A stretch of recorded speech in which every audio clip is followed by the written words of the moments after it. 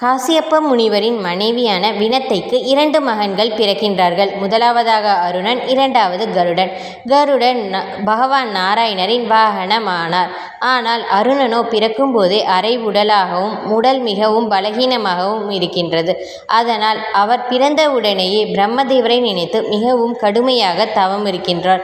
அவர் தவத்தில் மகிழ்ச்சியடைந்த பிரம்மதேவர் அவர் முன் தோன்றி, அருணா, உன் தவத்தில் நான் மகிழ்ச்சி அடைந்தேன். ஆனால் உன் உடல் மிகவும் பலகீனமாக இருப்பதால் மற்ற தேவர்களைப் போல் உன்னால் யுத்தத்தில் பங்கேற்க இயலாது. ஆனால் உன் உடல் மட்டும் உள்ள வலிமையினால் நீ சூரிய தேவரின் ரதசாரதி ஆவாய். காலை உதிக்கும் இளம் சூரியனும் நீயாவாய்.